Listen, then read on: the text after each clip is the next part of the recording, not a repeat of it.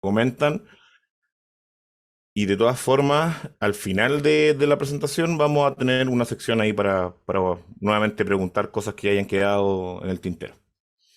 Así que voy a partir ya con compartir lo que tengo preparado. Ya. ¿Ven bien la presentación, cierto? ¿Todos? Bueno, Sí, profesor. Perfecto, muchas gracias. Bueno, eh, el contenido de esta charla está, como les comenté, dividido en dos secciones. La primera, que es la que vamos a tener hoy, en donde vamos a presentar, bueno, primero me presento yo un poco para que entremos un poco en confianza.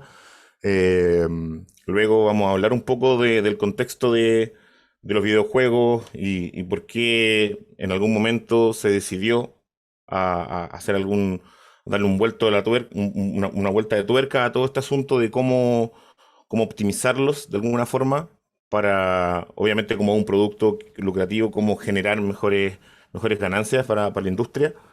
Eh, Luego vamos a hablar del método que se utiliza para esto. Posteriormente vamos a conversar sobre el equipo que está especializado en este tipo de ciclo o de modelo en el cual trabajamos estos videojuegos en particular, que no son todos, pero son cierto grupo de videojuegos que los vamos a comentar también. Y vamos a hablar un poco de cuál es como el conjunto de tareas que se asignan a este equipo. Y bueno, mañana ya vamos a entrar un poco más en detalle, vamos a hilar un poco más fino y quizás va a ser un poco, no sé si más pesada, pero va a tener un poco más de detalles más técnicos. Esta es más como introductoria a todo este tema. Así que bueno, primero me presento, mi nombre es César Vigorú, soy Game Data Product Manager, que es un cargo medio extraño porque solamente está como definido en la industria de los videojuegos. Eh, y soy ingeniero civil matemático, tengo 35 años y mi experiencia previa a los videojuegos fue muy distinta. Trabajé en bancos, eh, trabajé en el Banco de Chile, Banco BCI y en varias partes más también consultoras que trabajan para bancos. La verdad es que después de un tiempo quedé un poco saturado de este asunto, no lo disfruté mucho porque en verdad yo entré ahí lo voy a confesar, por el dinero nomás. El dinero muchas veces mueve las cosas y terminé trabajando ahí por plata. Pero pasaron cosas, finalmente hubo un espacio en mi vida en donde estaba viendo qué hacer, no quería volver a este mundo de los bancos y afortunadamente, no sé si magia o qué, pero llegó a mí esta oportunidad de trabajar en los videojuegos que yo desde muy chico como que creo que antes de caminar ya estaba jugando algún videojuego en mi casa, o sea, como que me relaciono con los videojuegos desde muy niño. A mi papá le gustaban también los juegos y nos compraba los juegos a nosotros, pero eran para él. Entonces, siempre tuve como la oportunidad o la ventaja de que habían juegos en mi casa. Entonces, de muy chico. Entonces, mucha parte de mi vida la he dedicado a jugar distintos tipos de juegos de todo tipo. Y cuando salió esta oportunidad, en realidad, como que me, me, me relacioné demasiado bien con este trabajo. Primera vez que siento y quizás también una recomendación para todos ustedes, que muchas veces es mejor partir, quizás, de hecho, empecé ganando menos de lo que ganaba trabajando en los bancos, por razones obvias, porque tenía harta experiencia en lo otro, pero en este mundo eran todo nuevo para mí. Pero si uno va haciendo bien las cosas, todo va a avanzar muy bien y uno avanza mucho mejor en donde uno está cómodo haciendo algo que le gusta. Entonces, quizás como moraleja también es que no acepten lo primero que les llegue solamente porque les brillan los ojitos por la plata, qué sé yo. O sea, no estoy diciendo que los otros años en el banco para mí fueron basura. O sea, conocí mucha gente importante, amigos hasta el día de hoy, pero quizás me gustaría llevar más años trabajando en la industria de los videojuegos. Me habría gustado haber trabajado toda mi vida en esto. Me encanta. Así que, bueno, eso. Fuera del trabajo, yo soy músico. tengo una banda de metal, de música metal. Sí, si a alguien le interesa, después les puedo comentar de eso. Eh, Hago muchas cosas relacionadas con la música. Tengo un canal de YouTube donde hago algunas cosas que lo tengo un poco abandonado por tiempo. Tengo un gato que sale ahí, que pueden ver al medio. Ramoncito que está aquí durmiendo en el suelo, que no me deja hacer nada sin él. Bueno, y ahí puse como mi escritorio un poco para mostrarle algunas de cosas, las cosas que me gustan. Que eso, si se fijan, son como casi puros videojuegos. Y ahí sale Spawn también, que es un personaje de animación, de un cómic. Pero bueno, no les voy a dar. Bueno, está mi sobrina con mi hermano y la banda que son esos cuatro al medio que salimos como abrazados. Bueno, esa es mi banda. Este año cumplimos 8 años, así que también significa algo muy importante en mi vida, al igual que mi trabajo y todas estas otras cosas que les comenté. Y ya, pues ese soy yo. No les voy a dar más la lata conmigo, así que pasemos a lo que vinieron. Bueno, lo primero es justamente una actividad, una mini actividad en donde me gustaría que participen y les quiero preguntar a ustedes qué creen que están representando estos dos gráficos. ¿Qué podría ser? Bueno, spoiler, obviamente estamos hablando de videojuegos, entonces tiene algo que ver con los videojuegos. Pero ¿qué podría ser?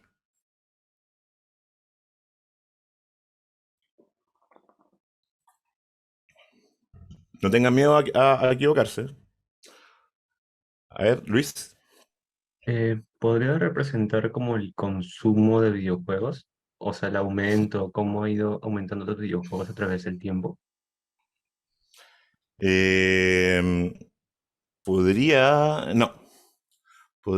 Claro, es que en el fondo eso podría ser lo que está graficado en la derecha. Que podríamos decir que lo de la derecha podría ser eventualmente cómo va evolucionando el consumo de videojuegos en el tiempo. Podría ser. Pero no. Aquí ambos gráficos, para guiarlo un poco, representan lo mismo, pero en distintas condiciones. Algo así.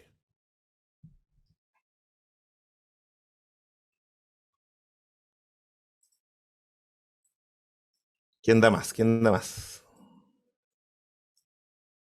Ah, ¿Qué tal? Yo opino que son como una especie de indicadores que, no sé, en el primer gráfico, por ejemplo, puede ser la población o algo así, y el segundo es el impacto que tuvo según la fecha o algo así, la evolución. No. No. ¿Alguien más? ¿Alguna idea?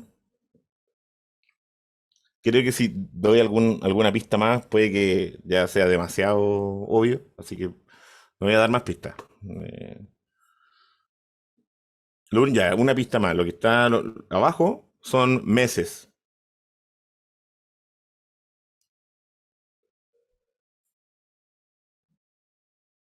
Vamos a esperar 30 segundos.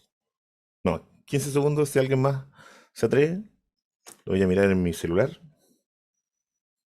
Y si nadie se atreve a decir nada más, aunque esté malo, da lo mismo. Eso también es importante, aprendan a perder el miedo a equivocarse. Yo, no hay problema con eso. Disculpe, ¿podría ser tal vez como que o sea, cantidad de datos generados por los meses en un videojuego, por ejemplo? Podría ser. Sí, podría ser. Sí. Tenemos a Diego también que comenta por el chat ventas de videojuegos en dos grupos de edad diferentes a través de meses. Ese anduvo cerca. No es exactamente eso, pero va por ahí. Va por ahí. Y respecto al anterior, también podría ser algo así, eh, pero habría que como tratar de darle la vuelta para poder representar que el de la izquierda y la derecha representen lo mismo. Ya, bueno, vamos a mostrar lo que esto era realmente. Ya, y lo que estamos mostrando acá son los ingresos, la plata, el dinero, generado mensualmente de un videojuego en la izquierda de la industria clásica. Con la industria clásica me refiero a la que existía antes de esta como nueva metodología o nueva visión que se está usando hace unos cuantos años.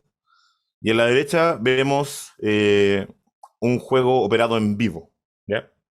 Que eso en inglés se llama Live Operated Games. Así se llaman los juegos los cuales trabajamos nosotros, ¿ya?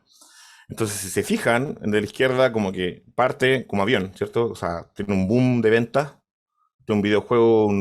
Puse dos juegos similares en el sentido de que son RPGs. Los RPGs son los juegos de rol, ¿ya? Donde uno tiene un personaje, un conjunto de personajes, que uno va como haciendo que evolucionen de cierta forma, subiéndole el nivel, ganando más experiencia por hacer ciertas cosas, misiones, qué sé yo.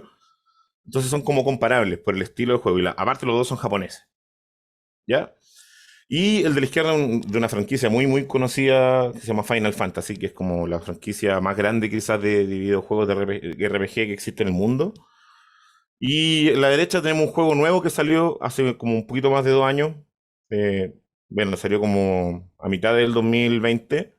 Yo creo que va a cumplir un par de años ahora, en unos cuantos meses más. Y este juego cuando salió empezó a ganar poquito, empezó a agarrar un poquito de fama, qué sé yo, y hoy por hoy, al final de esta sesión, vamos a ver que la cantidad de plata que genera es una brutalidad. Pero de a poquito. Entonces, si se fijan, como que en resumen, uno puede decir que claramente el cambio a la nueva metodología genera que este tipo de juego, a diferencia del primero, que partió vendiendo un montón, pero después, ¿qué pasa? ¿Por qué no vende más? Porque la industria clásica era así. Un juego se lanzaba al mercado, estaba todo el mundo esperando que lo lanzaran, como una película, estaba todo el mundo esperando que lance, ¿no? La propaganda, qué sé yo, los trailers, la publicidad, se lanza al mercado, ¡pa! Y todos lo compran al tiro, día uno, un montón de gente lo compra, vende miles de copias, a veces millones en algunos casos, pero después, ¿qué pasa? Empieza a decaer la venta, ¿cierto? Vendo al principio, después cada vez vendo un poquito menos, hasta que después ya no vendo nada. Y voy vendiendo quizás de a gota, ¿cierto? Vendiendo unas cuantas copias en cada mes, pero ya la cantidad de plata que puedo seguir ganando a través de este juego se acabó. O sea, todo el boom fue el inicio cuando se sale al mercado y listo.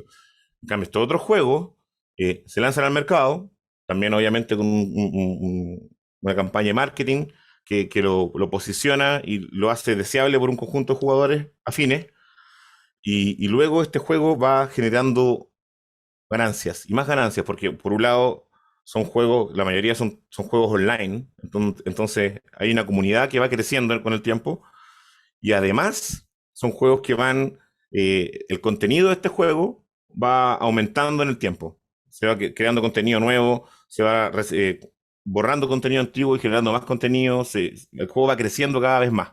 Entonces es un juego que se va refrescando en el tiempo y que siempre hay cosas nuevas que hacer. Entonces por eso este tipo de juego, por un lado, va aumentando su fanbase o su grupo de jugadores que lo juega, y por otro lado, van aumentando las cosas que puedo hacer. Entonces, por eso va ganando cada vez más plata, básicamente.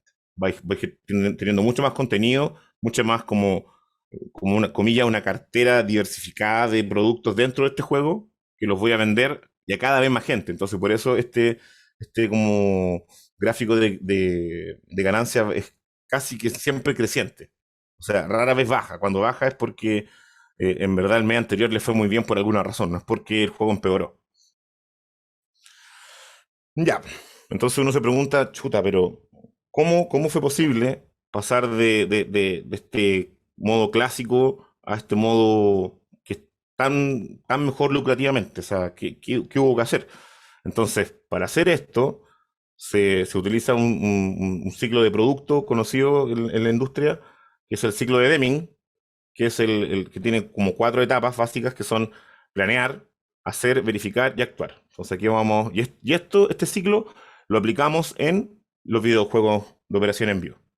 ¿Ya? Entonces, primero, en la etapa de planear, uno lo que hace es establece ciertos objetivos, eh, y básicamente uno define qué quiere conseguir con este juego. O sea, por un lado, uno dice, ya, voy a hacer un videojuego que esté enfocado a tal target, que se llama, que es como, este va a ser mi objetivo de gente. Este va a ser el grupo de personas a las cuales este juego le debería gustar. por ejemplo, si un juego de, voy a inventar, de lucha libre, obviamente, ¿cuál va a ser el objetivo? El objetivo va a ser llegar a la gente que le gusta la lucha libre en cualquiera de sus distintas marcas, ¿cierto? Entonces, y obviamente, ya todos lo sabemos, que las redes sociales y el metaverso y todo eso sabe las cosas que nos gustan, ¿cierto? De cierta forma. Entonces, de esa forma, nosotros, esta industria, van a saber más o menos cuál es el posible target. O sea, cuánta gente pueden llegar a alcanzar y con eso mismo también pueden saber cuánta gente eventualmente pueden llegar a hacer que pague y compre cosas del juego y por lo tanto establecer ciertas metas de dinero, ¿cierto? Yo sé que si mi juego tiene un público muy chico, muy acotado, es posible que yo logre que mi juego gane $1.000.000, por ejemplo, ¿cierto? Yo sé que tengo que ser un poco más cauteloso y tener unas metas menos ambiciosas. En cambio, si sé que mi juego, por ejemplo, está enfocado a algo muy masivo, como, no sé, Marvel, ¿cierto? Como que a quién de acá le gusta Marvel. Me imagino que por lo menos el 10%, o me equivoco, o son DC. ¿Puedo hacer la encuesta de quién le gusta Marvel? A ver, dos, solo dos. No puede ser. ¿Por qué son anti-Marvel? Tres, ya, tres. Cuatro, creo. Ya, bueno, creo que ya son como más del 10%.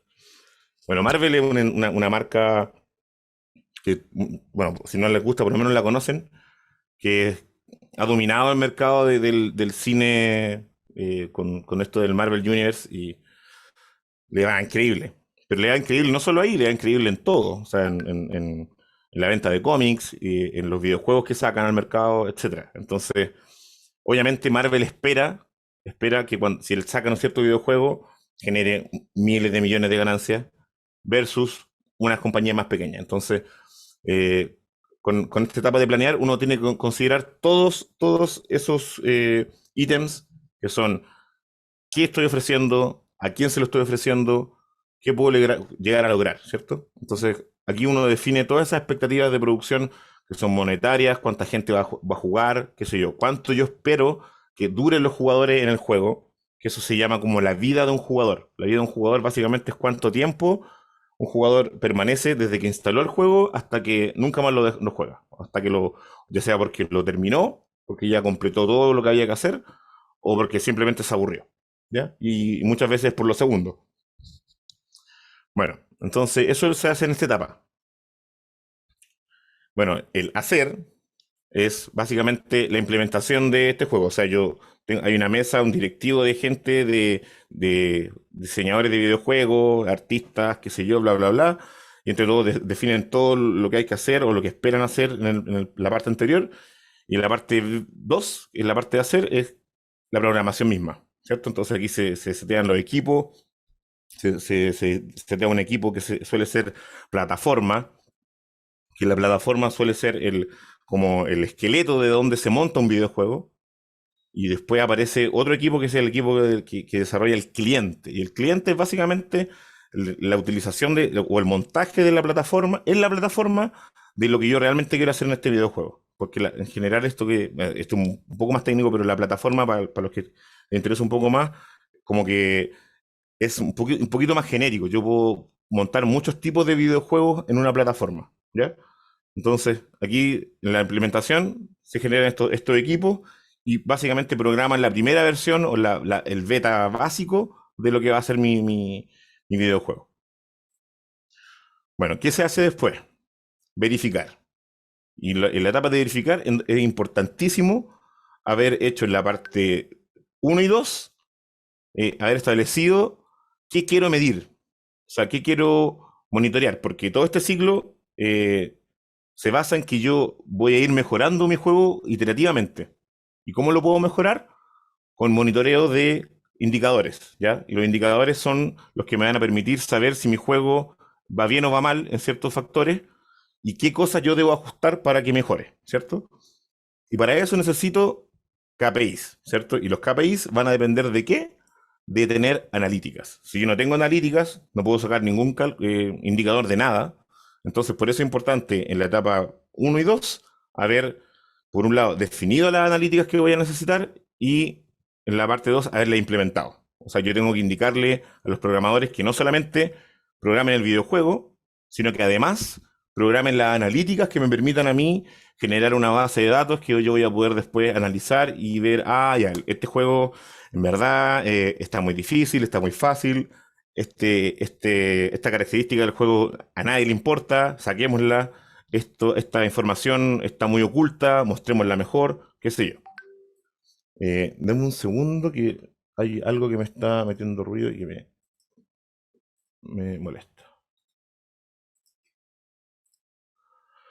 Ya, perfecto. Entonces, en verificar, básicamente lo que uno hace es, habiendo definido analíticas, habiendo definido un conjunto de KPI o indicadores que me gustaría revisar, yo tomo eso, lo analizo, veo el resultado de cómo estuvo la cosa y luego, después de eso, hago algo al respecto, ¿cierto? O sea, yo digo ya, en verdad el juego va mal por acá, va mal por acá, va bien por acá, va bien por acá. Entonces hago como los ajustes de perilla necesarios y nuevamente comienza el ciclo una vez más, ¿cierto?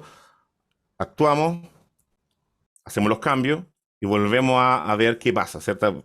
Se vuelve a juntar el equipo, decimos ya, mira, hicimos estos cambios y ahora las metas debiesen ser así, ¿cierto? Uno obviamente tiene que ir ajustando las metas respecto a la realidad que uno va viendo. O sea, si uno ve que el juego genera, no sé, por decir algo, $100 en un día y uno no tiene sentido que uno espere que el juego, la meta sea en generar 1000, ¿cierto? O sea, yo tengo que ser un poco realista también con lo que estaba viendo en lo que pasa en el juego. Obviamente esas metas se pueden ajustar porque esto es un ciclo. Como un ciclo siempre uno va ajustando todo a medida que yo voy viendo avances, progreso en todo lo que voy haciendo, en cada una de las etapas del ciclo. Ya, entonces, vamos a comparar lo que había antes con lo que hay ahora. Entonces, lo que había antes, en la industria clásica, existía únicamente la etapa de planear y hacer. Entonces, acá a la izquierda puse un conjunto de juegos bueno, que yo jugué y que me encantan, y que quizás alguno de ustedes puede haber jugado. No sé si acá hay adeptos a los videojuegos clásicos. ¿Hay alguien que le guste los videojuegos clásicos? ¿Alguien reconoce juegos que están acá? Yo por si acaso no estoy viendo el chat, así que El si Mega Man, quieren, dicen por ahí. Mega Man. Mega ¿Cómo veo Man el chat? X. Mega Man X, sí. ¿Dónde veo el chat? Que soy medio guaso con esto del medio. Te sale unos puntitos que dicen más, si no me equivoco. A ver, a ver, a ver. ¿Cómo no voy a poder hacer esto? Y ahí. Salir. El botón salir, ahí sale, no. No, no, no, no, no. No, sí sé que. A ver, espérate. Espérate. Claro, hay un panel y ahí está el chat. Éjale. Ajá. Ya, ahora estoy viendo el chat y lo voy a Ahí te tener están acá al poniendo borde. varios nombres. Pero ahí eso, ahora sí, ahora están interactuando acá en el chat. Eso. Entonces ahora puedo ver lo que están, voy a ajustar un poco el zoom para que me muestre bien el chat. Ya pusieron Mega Man X, reconozco algunos, Castlevania, muy bien. Street Fighter, Chrono Trigger, Sonic. Sí, son todos estos juegos clásicos que son de la industria antigua, son todos juegos de los 90. Eh, claro, el más antiguo quizás es Street Fighter 2, que es como del 90, 88, 87. Y Castlevania, que es como del 96, 95 por ahí. Entonces, claro, todos estos juegos son juegos clásicos que, bueno, yo los puse aquí porque me gustan mucho. Pero, ¿qué pasa con ellos? Que realmente, como puse acá, realmente no se puede hacer mucho más una vez que se lanzan al mercado, ¿cierto? Lo único que actualmente se hace es que, por ejemplo, antiguamente yo hacía un juego para una plataforma para una consola y después no era llegar y tomar el mismo código, todo, llegar y ¡pum! Pongámoslo en otra consola. No era llegar y hacer eso. Era todo un desafío tecnológico porque cada consola tenía sus propias características, limitaciones, hardware, etcétera. Funcionaba muy diferente. Entonces, y ocupaban distintos tipos de cartuchos, qué sé yo. Entonces, todo la adaptación de un juego a otra plataforma significaba prácticamente hacerlo de nuevo. Lo único que obviamente se reciclaba era el diseño del videojuego en sí. Eso estaba ya listo, porque el juego funciona. Tenía su historia, tenía su diseño gráfico, sus mecánicas de juego, que eso no se cambia, pero había que adaptar todo a un nuevo sistema, entonces era muy complejo. Pero lo que hacen actualmente es justamente lanzan videojuegos no sé, en cierta consola y luego lo que hacen es relanzarlo en más consolas o para computador, qué sé yo. Entonces, obviamente eso también requiere un trabajo adicional, pero al momento de crear un juego lo hacen pensando en eso. O sea, lo hacen pensando en, a ver, obviamente este juego después voy a querer venderlo en Xbox, en Nintendo Switch, en qué sé yo. Entonces ahora se programan los juegos tratando de que la adaptación sea un poco más con muchas economías de escala. En el fondo, tratando de hacer el menor trabajo posible una vez más. ¿Ya? Bueno, entonces volviendo a estos juegos, lamentablemente estos juegos se lanzaron al mercado y pasaba lo mismo que con Final Fantasy. Se vendían mucho al principio. Antiguamente tampoco había una campaña de marketing muy gigante. Probablemente ni en Perú ni en Chile teníamos propaganda en televisión de videojuegos. Rara vez pasaba algo así. Quizás pasaba con los juegos más grandes como Mario, cosas así. Y también habían como campañas cruzadas con marcas. Yo recuerdo que en Chile un tiempo, eh, no sé si la marca Barcel o Air Crisp existe en Perú, pero era una marca de papas fritas, soufflé, ese tipo de cosas. Y tenían unos tazos, que básicamente eran unos pedazos de plástico con diseños de Mario Bros, por ejemplo. Entonces, claro, ahí todo el mundo sabía que existía Mario porque estaban los monos de Barcel y porque todos los niños hablaban de Nintendo y que todos querían Nintendo. Y Mario era como la marca, la mascota de Nintendo, entonces todo el mundo conocía a Mario. En cambio, todos estos otros juegos que no son de Mario, ni Sonic, que es el de Sega, tenían menos difusión, salvo en Japón, en donde en Japón siempre los videojuegos han sido un boom y la gente juega mucho videojuegos y hay mucha campaña de publicidad, pero no había mucho de eso. Entonces el juego se lanzaba, se vendía lo que se vendía, si le fue bien, bien, y si no, hasta luego. Entonces, en la etapa primera se diseñaba el juego, se veía que cómo lo vendemos, cómo hacemos que este juego venda, y luego viene toda la etapa de desarrollo, que básicamente programar todo esto, hacer en la parte de diseño de videojuegos que tenemos en la parte anterior, sí van incluidos como los bocetos, como todo el arte gráfico, pero después de eso tengo que ser capaz de darle movimiento, ¿cierto? Entonces, eso está todo en la parte de hacer. Yo tengo que darle movimiento a los personajes, definir cómo se van a mover para allá, para acá, qué sé yo, un montón de factores que van en un videojuego en la programación. Eh, Después de hacerlo, tengo que testearlo. Hay alguien que está... Después de hacerlo, yo tengo que testearlo, porque obviamente en la primera pasada salen un montón de errores, un montón de bugs, se le llaman los bugs, alguien le dice bichos, pero los bugs son todos los errores que tiene un juego que hasta el día de hoy hay empresas que se dedican exclusivamente a eso. Hay una empresa india que se llama Paul to Win, que yo he trabajado con ellos y es muy chistoso porque yo me he dado cuenta que han trabajado en juegos que yo juego. Y juegos enormes. No sé si alguien conoce los Dark Souls, pero los Dark Souls fueron testeados por esta empresa con la cual yo he trabajado y, y me da risa porque, claro, yo a veces peleo con ellos como, pero ¿por qué? Como hacen las cosas más o menos no tan bien. Y, y después termino un juego que me encantó. Estoy viendo los créditos y sale ahí Paul to Win. Yo espero, oye, pero ¿por qué aquí lo hicieron bien? Bueno, son cosas que pasan. Em, ya, entonces el Quality Assurance básicamente es un conjunto de tareas que se tienen que hacer para verificar que el juego funciona como se planificó. ¿Ya? O sea, yo tengo un documento que me indica el juego debe funcionar así, así, así, así, así, así, y yo en base a eso se genera como un conjunto de tareas o checks que tengo que ir verificando que funcionan tal cual el diseñador quiso, ¿ya? Porque el programador hace una cosa, pero no necesariamente es tal cual se le digo como lo hiciera. Muchas veces hay cosas que quedan como un poco ambiguas Y cuando pasa eso, pasan los errores de comunicación y qué sé yo. Bueno, luego el juego se lanza al mercado, se vende y listo, se acabó. No hay nada más que hacer. Entonces, eh, bueno, no sé si ustedes tienen algunos juegos clásicos que no estén acá que les gustaría mencionar. Me gusta siempre hablar de qué juegos les gusta a la gente. Bueno, todos estos juegos a mí me gustaron mucho más juegos que estos, pero son los que como quizás los que más me marcaron en algún momento en mi adolescencia, en mi infancia. Eh, Tenemos a Luis Izaguirre que ha levantado la mano, César. Luis, Sí, cuéntanos. yo justo en la diapositiva sale que dice, realmente no se puede hacer más mucho, o sea, no se puede hacer mucho más una vez lanzados. Pero en ese entonces no hacían como que encuestas en revistas de videojuegos. O sea, ahí, por ejemplo, no podría ver la parte de verificar y actuar. Sí, pero eso es, por ejemplo, claro, existían las revistas, que en ese tiempo eran las revistas Club Nintendo.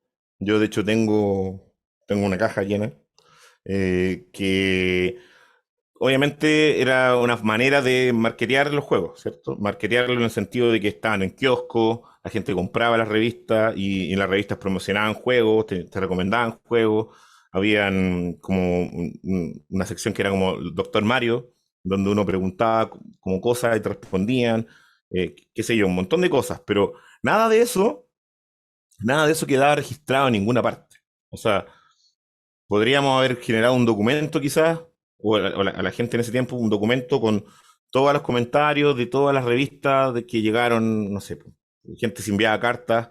Antes tampoco teníamos, en ese año no había, el internet no era masivo, entonces era muy poca gente la que tenía acceso a internet y la única forma quizás de comunicarte era enviando cartas. Entonces la gente, no toda la gente se iba a dar el tiempo de mandar una carta a Nintendo, a Club Nintendo indicando algo.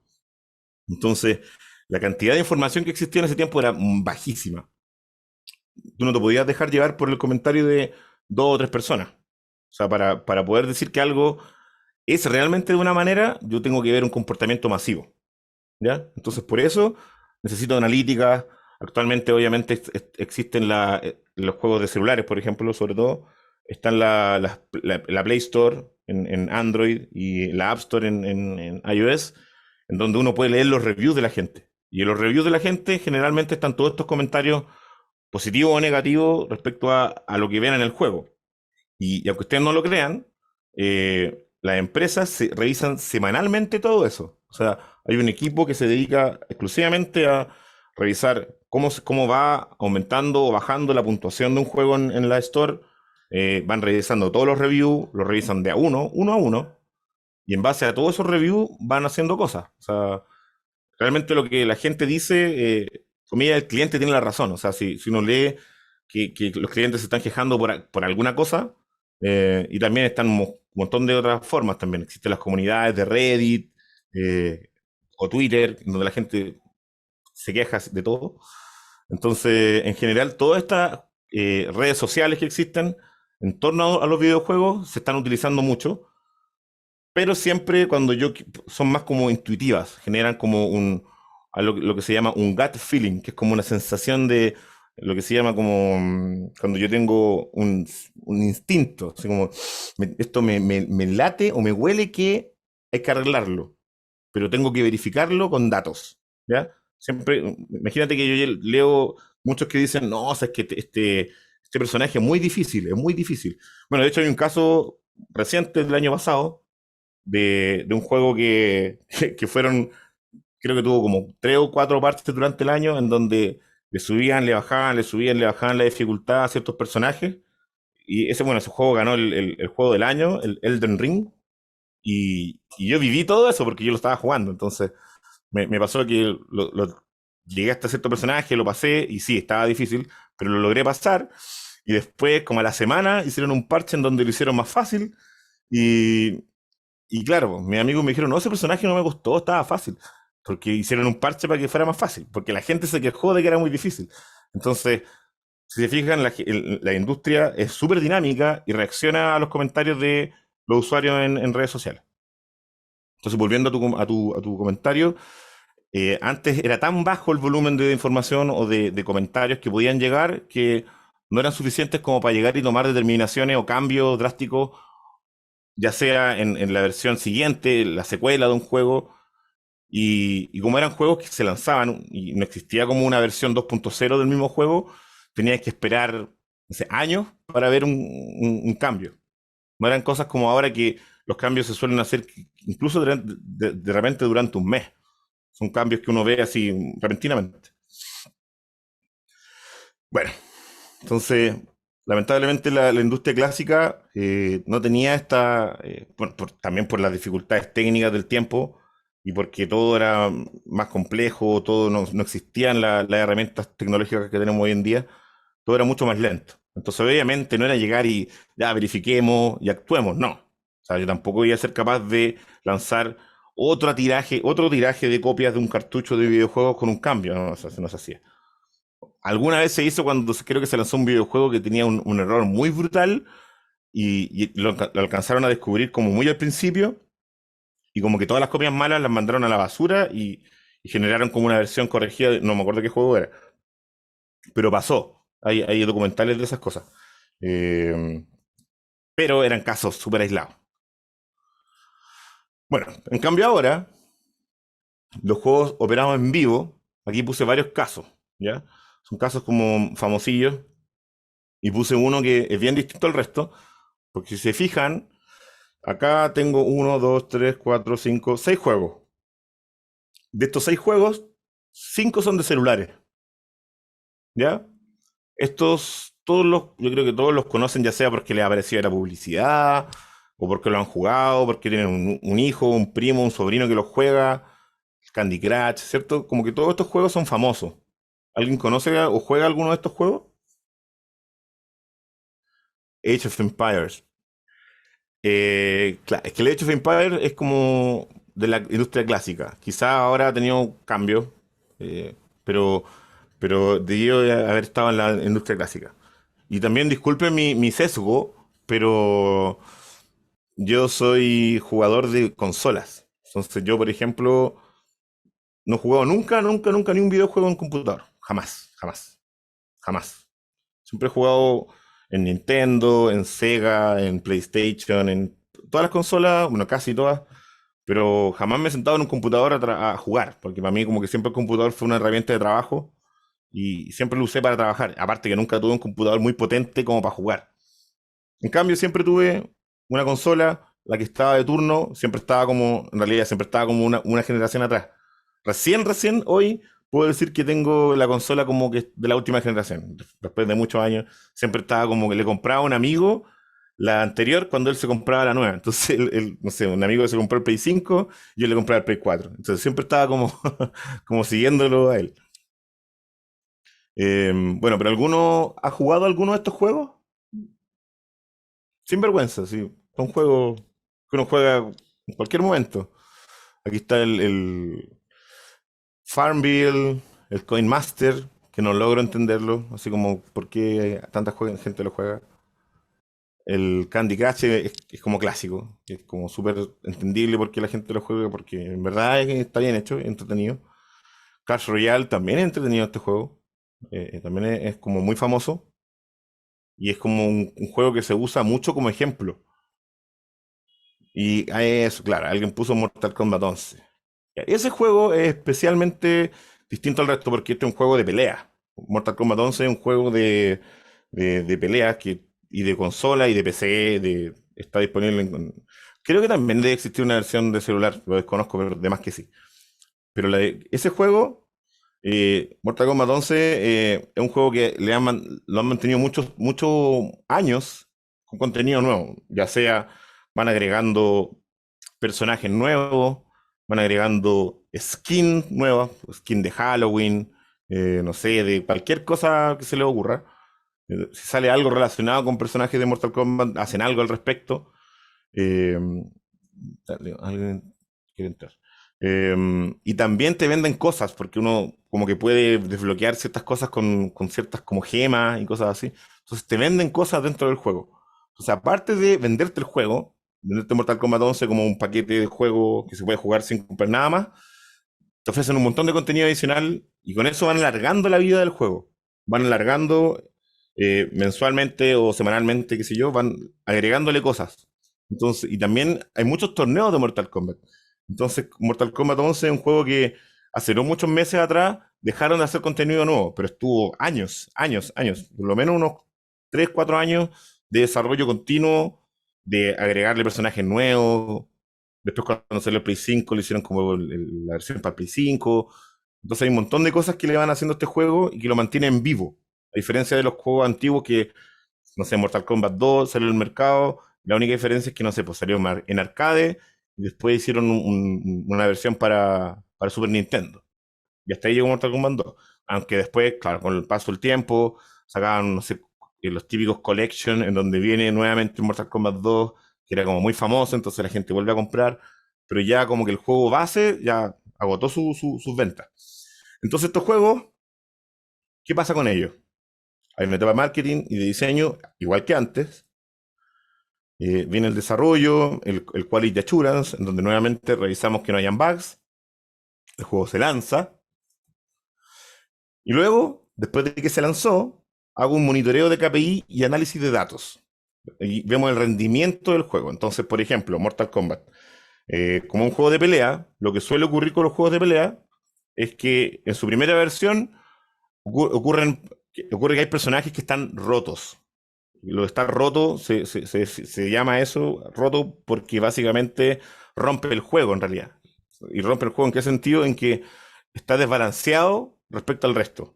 Ya sea, normalmente es porque hay algunas mecánicas de ese personaje que lo hacen demasiado más poderoso que el resto. Entonces, y eso no es deseable, porque obviamente uno lo que busca es que los jugadores quieran usarlo a todos, quieran usar a todos los personajes y no todos usen a ese único personaje que está roto. Entonces, una vez que yo lanzo el juego, hago un análisis de datos y de repente me doy cuenta que, oh, este personaje, no sé, Scorpion, por ejemplo, tiene un win rate de 90%.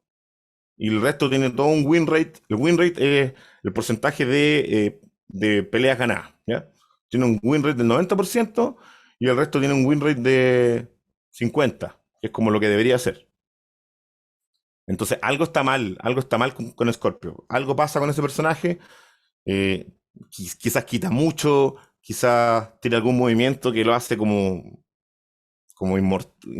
imbloqueable, no sé, tiene algo que hay que arreglar. Entonces, eso se hace ahí, en la etapa de verificar. Verificar, se verifica por la dificultad, se verifican un montón de cosas. Se ve cuánto tiempo duran los jugadores jugando. Ahí básicamente uno ve si el juego realmente les gustó a las personas o no. En Netflix y en todas las plataformas de video, ellos están revisando constantemente cuánto ven las personas de cierto contenido. Hay películas, por ejemplo, que la gente no las termina de ver. Entonces, y obviamente películas que todo el mundo las ve hasta el final y son top, pero hay películas que llegan la gente se aburre por alguna razón. Entonces, hay un indicador que obviamente es el porcentaje del total de la película que la gente vio en promedio, ¿ya? O las series también. Cuando hay una serie y, no sé, tiene 10 capítulos, Netflix o qué sé yo, cuando de repente cancelan temporadas siguientes justamente porque de 10 capítulos la gente alcanzó a ver 5.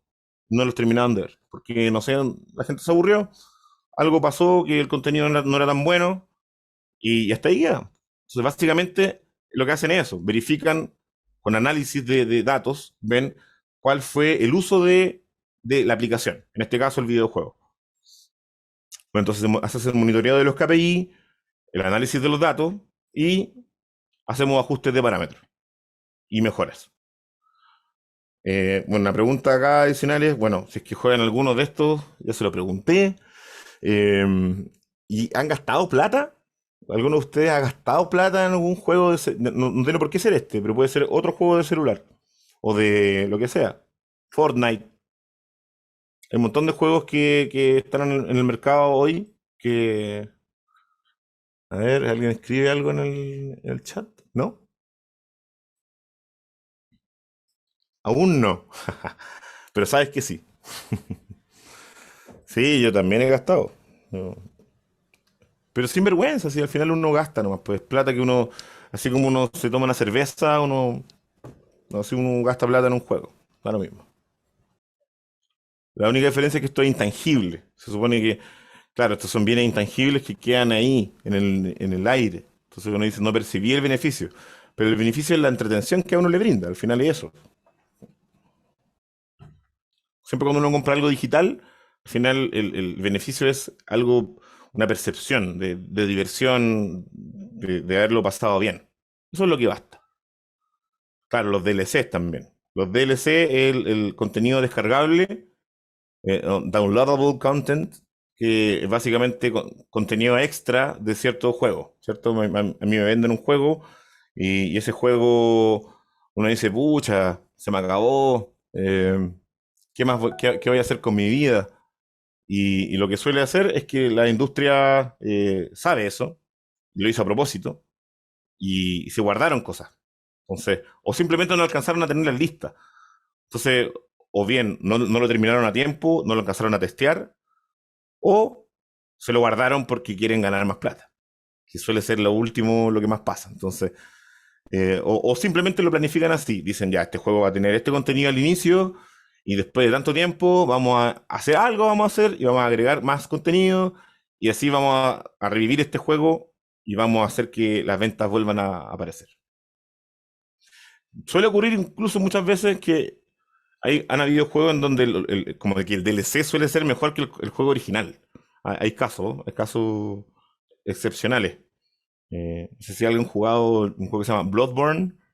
Bueno, ese juego tiene esa gracia, que el juego base es muy bueno, pero el DLC, que es como contenido extra adicional, según yo es mucho mejor que el juego base. Es mucho mejor, pero es mejor.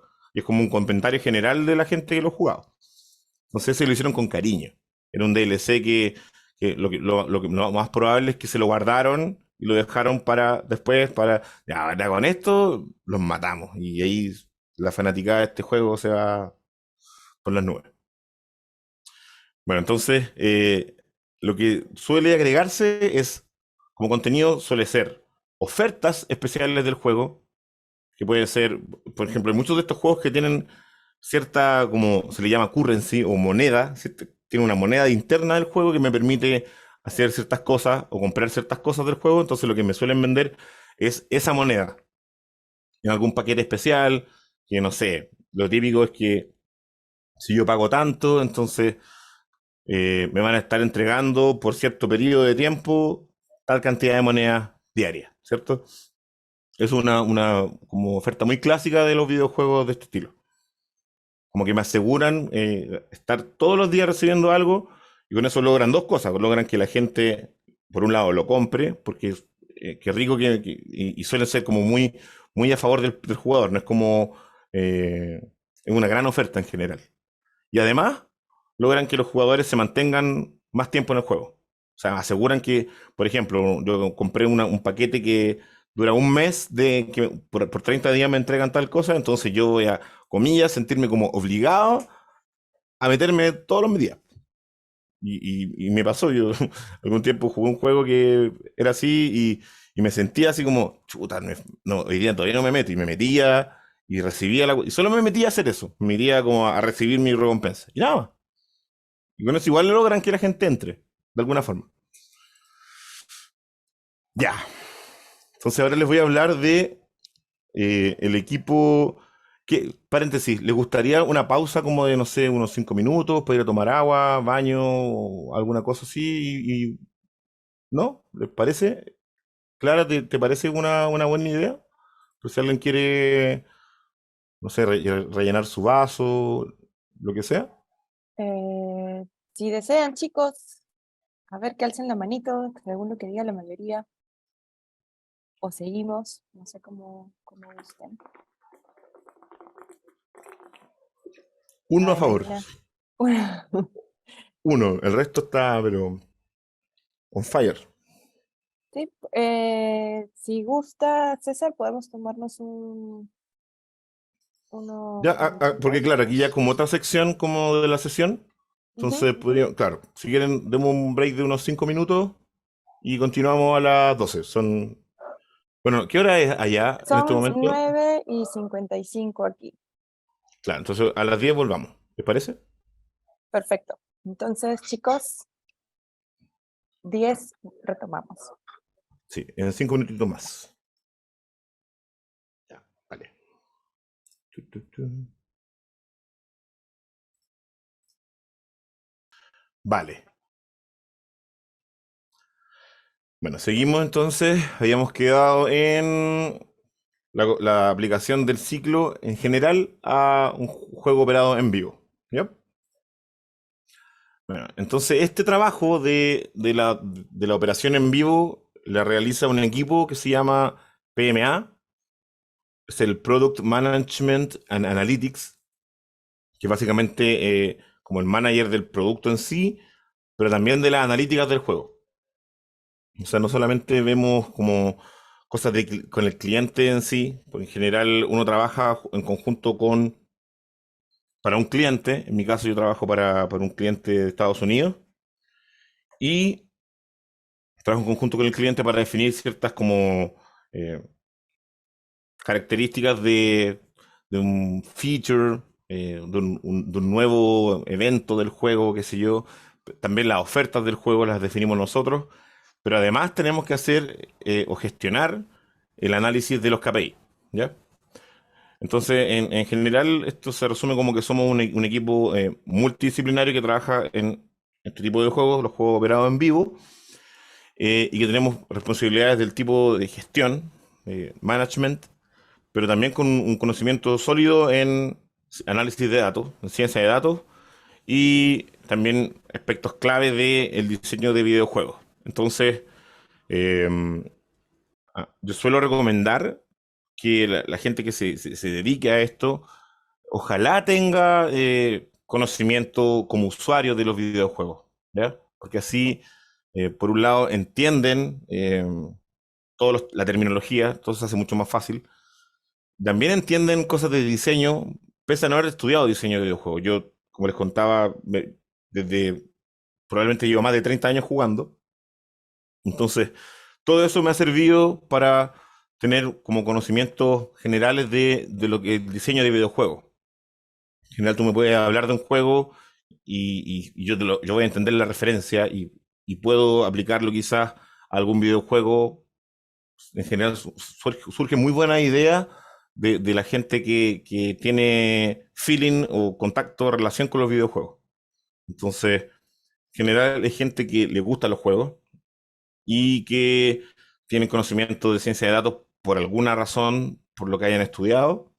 Como yo conté, soy ingeniero matemático, pero tengo compañeros que son ingenieros comerciales, ingenieros informáticos, tengo una compañera que es astrónoma, entonces hay de todo, pero todos tenemos habilidades en lo que es el análisis de datos, ciencia de datos, y lo otro se ha ido desarrollando. Hay algunos que se van por el lado exclusivo de la ciencia de datos y se enfocan en eso, pero la gran mayoría tomamos las dos partes, ¿ya?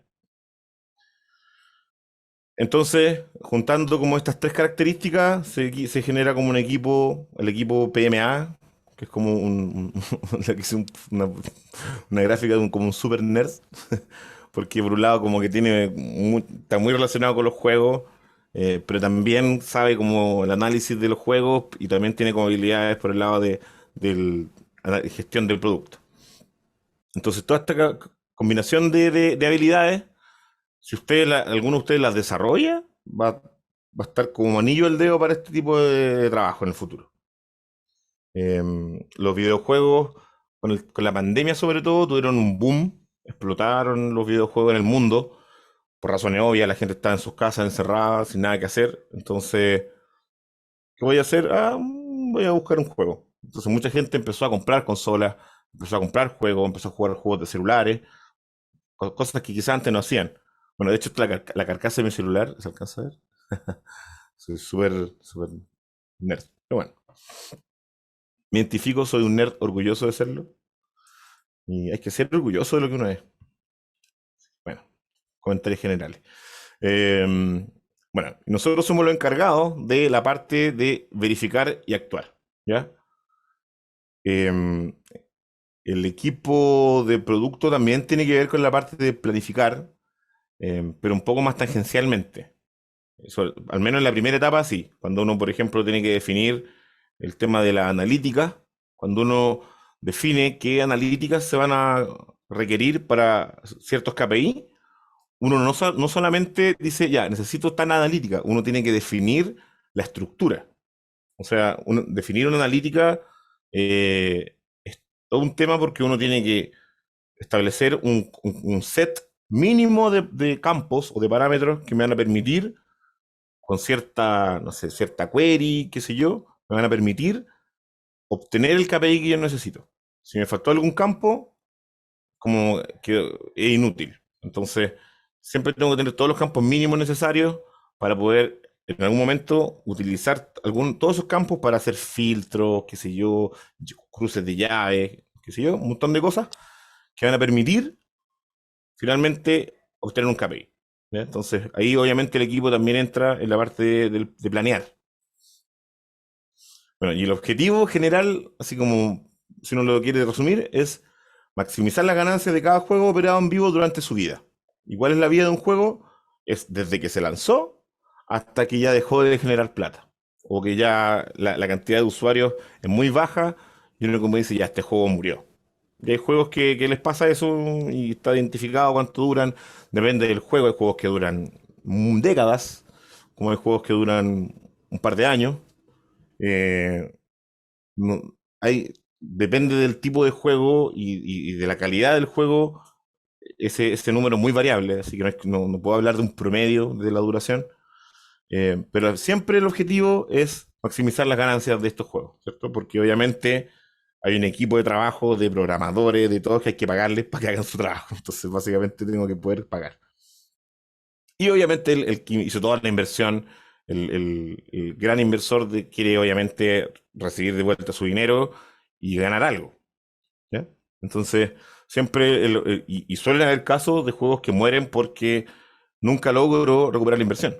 Hay juegos que fue tanto la inversión que se hizo en la etapa de desarrollo y tanto se gastó y tantos cambios se hicieron y tantas versiones nuevas que al final se gastó tanto dinero que nunca con lo que va ganando ese juego se logra recuperar lo que se invirtió. Y sus juegos se cancelan, se matan y es penoso, es penita, es como mucho tiempo como la basura, básicamente. De mucha gente que estuvo programando, haciendo un montón de cosas que después nunca puede decir, oye, ese juego que tú estás jugando lo hice yo. ¿Por qué no? Ese juego se mató. Hay juegos que ni siquiera se alcanzan a lanzar como al mercado. Entonces eso también es súper penoso. Hay un montón de casos, me ha tocado verlo, me ha tocado vivirlo, de hecho, también con algún juego que alguna vez trabajé y que murió. Pero bueno, son decisiones del cliente que uno no puede. Ellos saben cuánto han gastado, en verdad, ellos saben la plata y son los dueños del dinero que está invertido ahí. Y cuando deciden matar un juego es porque realmente ya la pérdida es inconmensurable. Bueno, y nuestro papel en el equipo es de un consultor, ¿ya? Somos como un oráculo al que el cliente o en general nos preguntan de todas partes.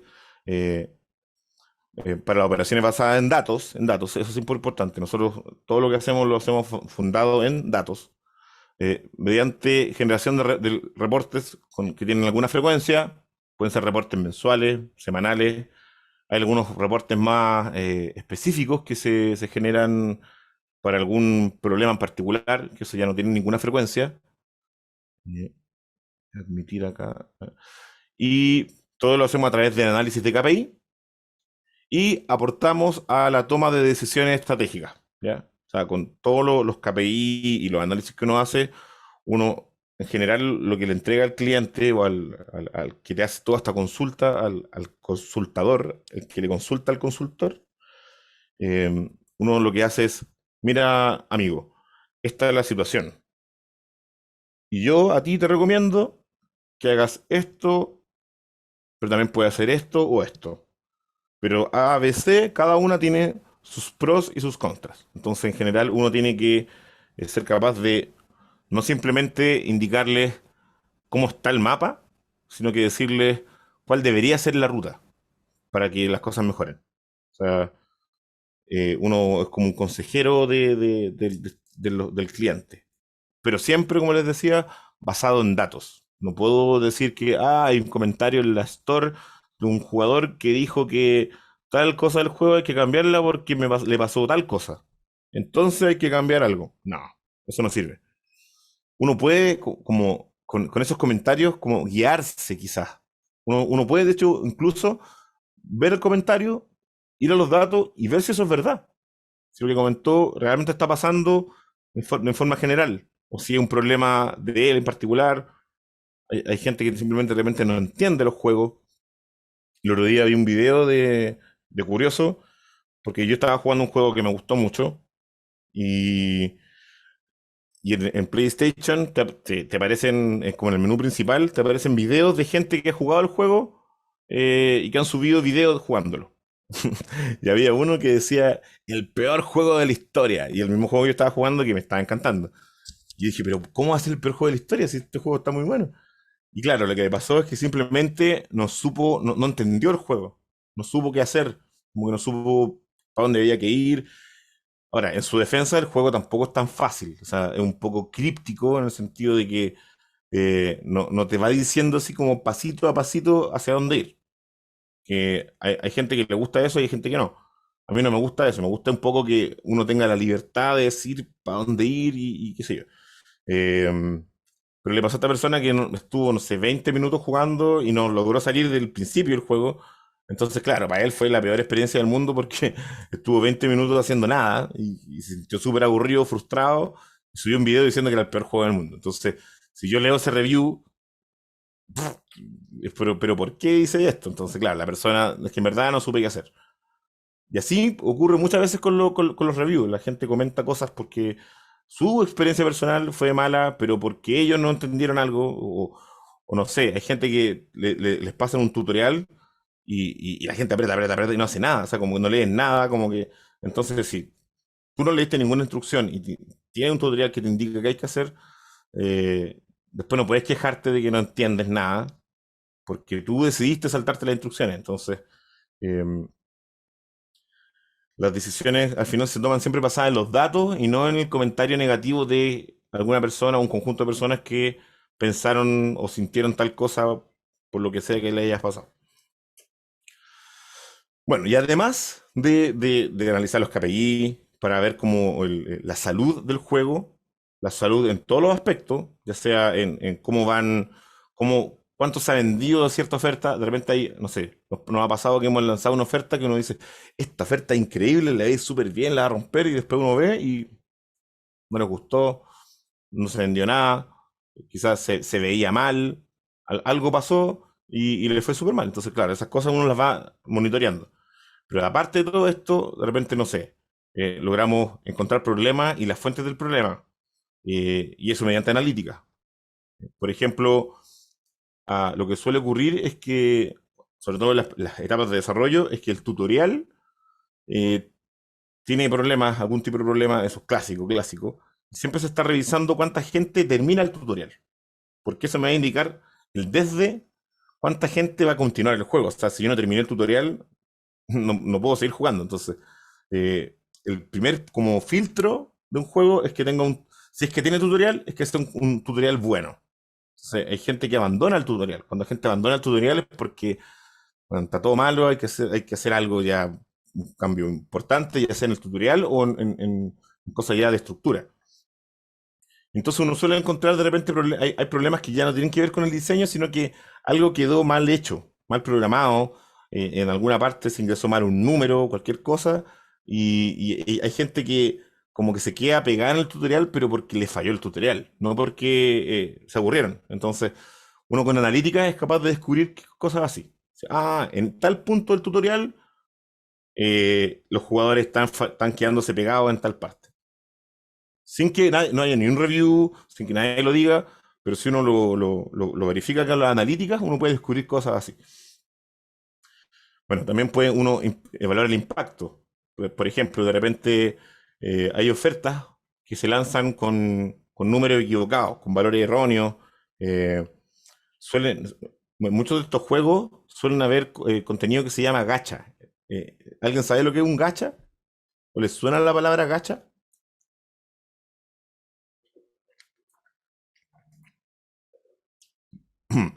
Bueno, los gachas son packs, un pack que su contenido tiene probabilidades de entrega de cosas, ¿ya? Por ejemplo, no sé, si yo gasté $20 en un gacha y el contenido me dice, existe un 90% de probabilidad que lo que te llegue o lo que recibas valga $20. O sea, en el fondo, gasté $20 y recibo algo que vale $20. Pero hay un 8% de probabilidad de que lo que tú recibas sea mayor a $20. No sé, sea algo que cueste $30. Y existe un 2% muy bajito de que valga, no sé, $50. Pero puede ser cualquier cosa, por ejemplo. Entonces, de hecho, yo he comprado cosas así y me ha ido mal. Pero en Japón es un furor. O sea, a los japoneses les encanta el gacha. El gacha, básicamente la gente va, compra algo y el contenido, como les digo, es aleatorio, pero dentro de un set de cosas. Y les gusta, no sé, la sorpresa a los japoneses, la sorpresa de recibir algo que no saben qué va a hacer, pero que probablemente les va a gustar y puede que les guste mucho, mucho más de lo que esperaban. Entonces, esa sensación de recibir algo más, mucho mejor de lo que tú esperabas, eso es grandioso. Entonces, hay muchas ofertas de estos juegos que son así, son gachas, que te entregan con ciertas probabilidades, no sé, una carta legendaria con probabilidad muy baja, pero con probabilidad muy alta te entregan la carta más como común. Entonces, ese tipo de cosas se usan mucho en estos juegos. Y suele pasar a veces que, como todas esas probabilidades son números, obviamente esos números van en alguna parte, en una parte que se llama la game data, que es básicamente un archivo enorme de código, de texto, que tiene todos los seteos del juego. Todos los números que ve uno en el juego están escritos se llama JSON. Un JSON es básicamente como una isla de campos con información y todo eso se sube después en una plataforma que le va a decir al juego, estos son los parámetros del juego. Por ejemplo, ¿qué herramientas son más utilizadas en el equipo PMA para poder realizar analítica en videojuegos según la experiencia? Ya, es que las analíticas no las implementa el equipo de PMA. El equipo de PMA lo que hace es, por un lado dice, ya, se construyó una característica del juego, nueva. Vamos a crear torneos de cierta cantidad de jugadores que van a enfrentarse y van a tener un ganador al final, ¿cierto? Supongamos. Entonces yo lo que quiero revisar es cuántos jugadores que participaron en el torneo llegaron al final, o sea, habiendo pasado a la siguiente ronda, continuaron jugando. Básicamente es como revisar lo que se llama engagement. El engagement es como el compromiso o qué tan atraído me siento yo con lo que sea. Entonces, lo que nosotros hacemos es construir, por ejemplo, una analítica que me indique a mí si el jugador participó en la etapa siguiente. Así, cada vez que un jugador hace algo en el juego, se va enviando un registro que me indica qué etapa está jugando del torneo. Entonces yo puedo hacer como un balance de cuántos pasaron y cuántos jugaron y así veo cuál fue como la proporción o el porcentaje de jugadores que continuó jugando dado que habían pasado a la siguiente ronda. Entonces, lo que hace el equipo de PMA es primero decir, ya, quiero conocer ese KPI, quiero conocer esa información, ese porcentaje.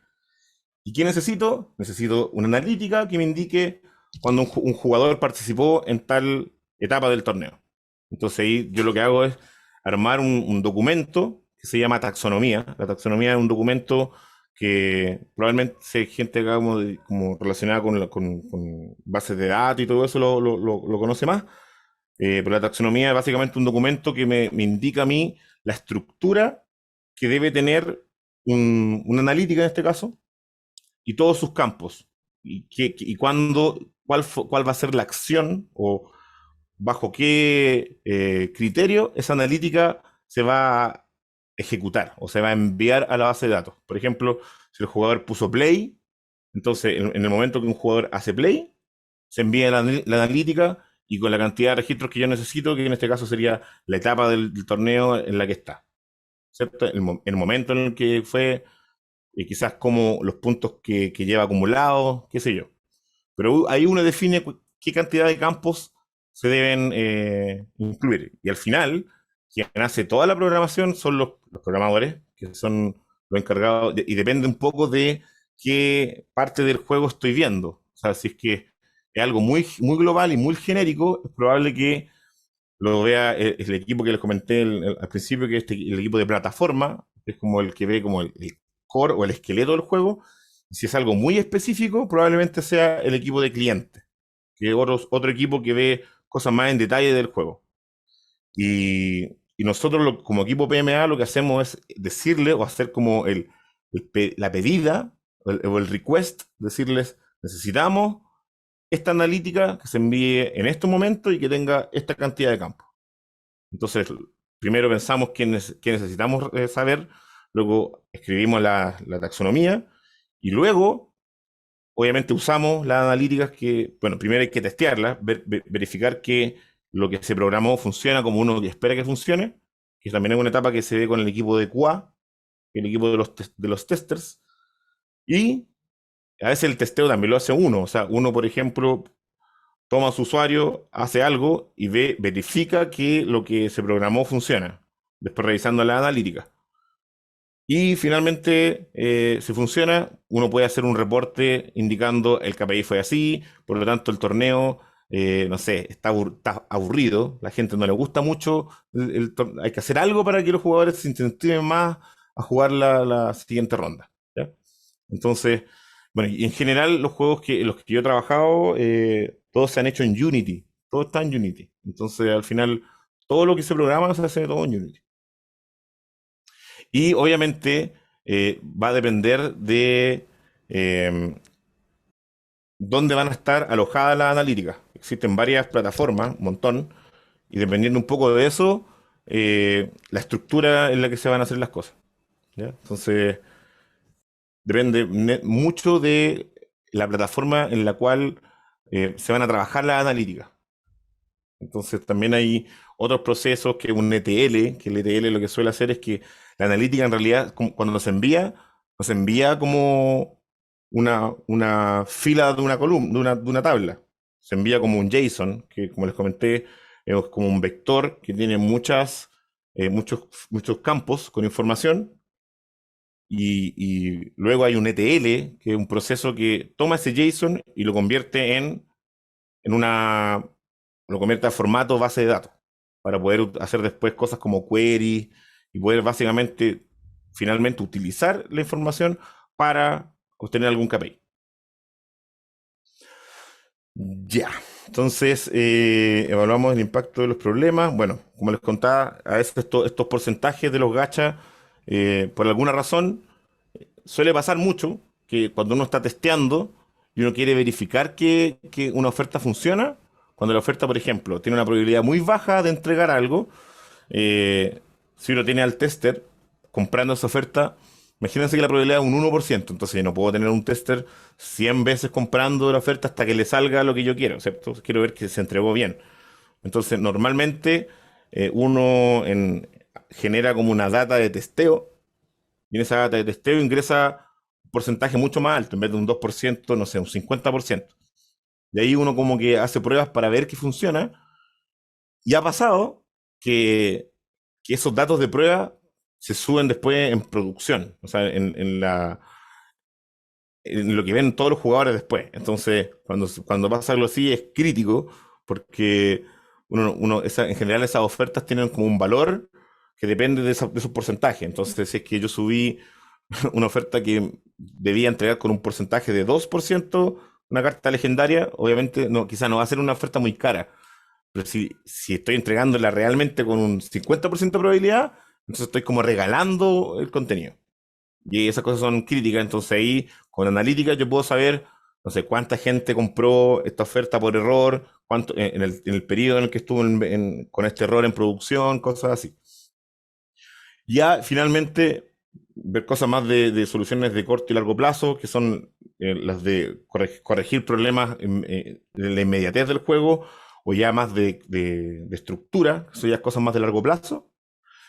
Y finalmente, detectar hackers. O sea, ¿cómo uno detecta hackers en un videojuego cuando, por ejemplo, ocurre mágicamente que hay un jugador que tiene nivel por las nubes y tiene todas las cartas y tiene todo y no ha gastado un peso y lleva jugando una semana? Entonces, claramente ese jugador es un hacker. O sea, no hay ninguna manera de llegar a tener todo el contenido o contenido muy, muy poderoso del juego si es que tú no has o gastado mucha plata o jugado mucho tiempo. Entonces, los hackers uno los puede determinar así. Obviamente, en general, los hackers se detectan cuando ocurre que hay gente que como que los reporta. O sea, hay alguien que dice, "Oye, me tocó me hicieron, perdón la expresión, pero me hicieron mierda. No, esto es un hacker, esto es un hacker". Entonces, en ese caso, la gente lo reporta y uno dice, parece que hay un hacker, revisemos". Entonces ahí uno puede validar la existencia de hackers y los banean. Uno puede después con el Player ID, uno banea a los hackers del juego. Y ahí obviamente se genera mucho ruido, porque si hay hackers significa que algo está pasando con el código del juego, que se filtró alguna cosa. Entonces ahí eso es como que cuando se descubren los hackers es como saltan todas las alertas en todas partes. Ya. Entonces, bueno, ¿qué es lo que hace el equipo de PMA? Desde un punto de vista táctico, bueno, la implicancia que nosotros tenemos en la industria es proporcionarle a los game designers, o los que son los encargados de diseñar el juego y sus mecánicas de juego, números específicos. Siempre el aporte del equipo de PMA es en base a los números, siempre. Y eso esperan de nosotros. Esperan que todo lo que nosotros les digamos sea en base a números. Nunca podemos decir, no, Metín, yo creo que hay que hacerlo así. No, siempre tiene que estar fundado con números.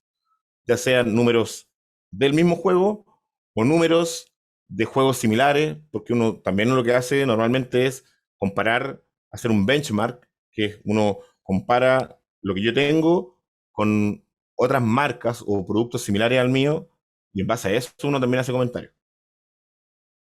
Bueno, para cada nueva iteración de eventos en vivo. Entonces, ¿a qué me refiero con eso? Que, por ejemplo, un evento, en todos estos videos, en todos estos juegos que se operan en vivo, suele haber un calendario que puede ser mensual o bimensual, en donde existe contenido que va saliendo, no sé, torneos especiales. Si es un juego tipo de Marvel, puede que, no sé, un fin de semana te aparezca un enemigo muy poderoso y está disponible, y en general se pueden generar grupos o alianzas para como enfrentarse a ese enemigo poderoso. eh, y todos esos son eventos en vivo, son eventos que duran cierto tiempo y que se activan a partir de cierto tiempo. Entonces, uno como PMA lo que hace es decirle al equipo de Game Design o brindarle a ellos, mira, tu evento está funcionando así, tanta gente lo está jugando, tanta gente lo abandonó inmediatamente, tanta gente logró terminarlo, y en resumen, tu evento anda bien o anda mal. ¿Por qué? Porque en general, cuando todas las cosas se diseñan con un target. Siempre existe como un valor esperado. Uno dice, yo creo que este evento lo van a jugar la mitad de los jugadores y más o menos deberían terminarlo un cuarto de los jugadores que participen, qué sé yo. Entonces, uno le puede indicar si realmente anduvo bien o mal la cosa en relación a lo que se planificó. Entonces ahí, y bueno, ¿y qué es lo que pasa? Como esto es un ciclo, para la segunda iteración de ese mismo evento, el game designer va a considerar o no todos los comentarios que uno le hizo. ¿Sabes qué, amigo? Quizás la recompensa era muy mala, porque en realidad los jugadores no se vieron muy motivados en participar de tu evento. Entonces, quizás una opción de ajuste es mejorar la recompensa. O, ¿sabes qué, amigo? Tu evento era muy difícil. Era muy difícil porque en realidad lo terminó el 10% con suerte, y si tu meta es que lo termine el 25%, algo hay que ajustar. O sea, quizás el enemigo hay que quitarle, reducirle el HP, o quizás dar alguna facilidad extra, qué sé yo. Pero al final todos esos ajustes se hacen en gracia a los KPI. Bueno, definir y crear ofertas en el juego que se alineen con el contenido. Entonces, por ejemplo, si hay un videojuego de un deporte en particular, supongamos el FIFA. Eh, FIFA es un juego que actualmente se maneja en vivo, porque lo que van haciendo es que, por ejemplo, como el fútbol es un mercado, tiene un mercado dinámico de jugadores que se van cambiando para allá, para acá. Entonces el FIFA normalmente hace estos cambios. Y a veces uno tiene que pagar para que algunas cosas se vean reflejadas. Como el cambio de camiseta, qué sé yo. Y también, por ejemplo, no sé, si se está jugando la Champions League, probablemente existe algún torneo especial o algo que gira en torno a la Champions League y que obviamente va a durar lo que dura la Champions, ¿cierto? No va a partir ni después ni antes. O sea, debe durar lo mismo que dura la Champions, quizás puede partir un poco antes, un poquito después, o sea, o terminar un poquito después, pero siempre va alineado con el contenido del juego, ¿ya? Si un videojuego de alguna cosa en particular, por ejemplo, The Witcher, no sé si alguien vio esa serie, pero The Witcher es un videojuego que está basado en un libro. Se hicieron varios juegos. Después se hizo una serie en Netflix. Y obviamente la compañía a la serie le fue muy bien. Tenía a Henry Cavill, que es como superestrella del cine y de todo este mundo. Le fue súper bien. Entonces, obviamente, pensaron en hacer contenido en torno a la serie de Witcher. Entonces ahí obviamente siempre la empresa tienen que estar súper atentas a de qué se trata mi contenido y de qué manera utilizo eso a mi favor para generar más contenido en vivo. Bueno, entonces acá, esto es un ejemplo tengo un torneo, ¿ya? Tengo un evento que dura una semana y que es un torneo JVJ significa jugador versus jugador, o sea, o PvP, que es un jugador versus otro jugador. Y B1.0 significa que es su primera versión en la historia. Entonces pasamos a la segunda semana, tenemos otro tipo de evento, que es un desafío JVA. ¿Qué significa JVA? Jugador versus ambiente. Entonces el ambiente puede ser, como les comenté, un jefe muy difícil, algo que no es jugador versus jugador, sino que es de un jugador versus la inteligencia artificial del juego. También va a estar en su primera versión. Entonces, ¿qué pasa?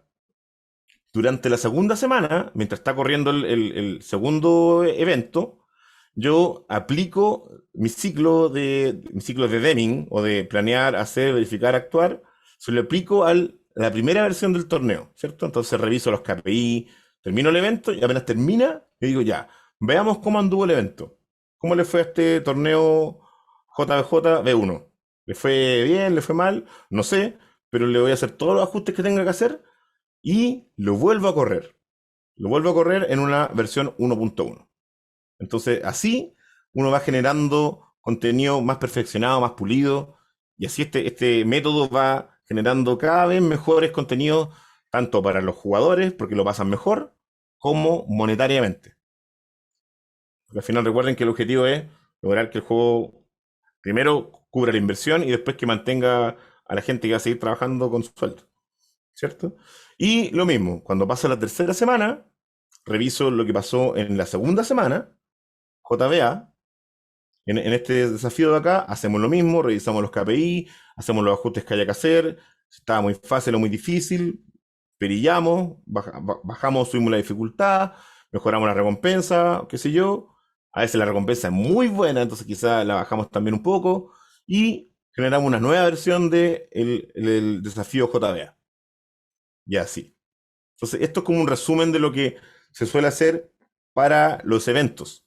Entonces, todo este ciclo implica, por un lado, el análisis que hacemos nosotros los PMA y el actuar o el reajuste que van a hacer los game designers, que son los que diseñan el juego. Los que llegan y dicen, no, ¿sabes qué?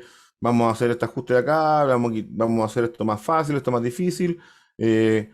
Y él, obviamente, eso lo hacemos en una conversación que se tiene en una reunión en donde se ven todas las posibles soluciones y se hace la versión siguiente.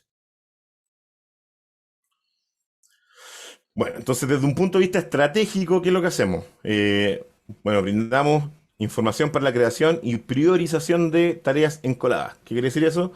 Que nosotros le vamos a entregar al cliente o al que nos está contratando como consultores un set de KPIs y su rendimiento, y en general siempre hay un conjunto, un listado de tareas por hacer, cosas que están pendientes porque en general siempre falta tiempo. O sea, nunca el tiempo es suficiente para todas las cosas que uno le gustaría hacer. O siempre hay un montón de como features o nuevas características o nuevos tipos de eventos que están ahí como, me gustaría que esto se hiciera algún día. Entonces, ese conjunto de cosas están en un listado de tareas encoladas, ¿cierto? Tareas que están ahí por hacer.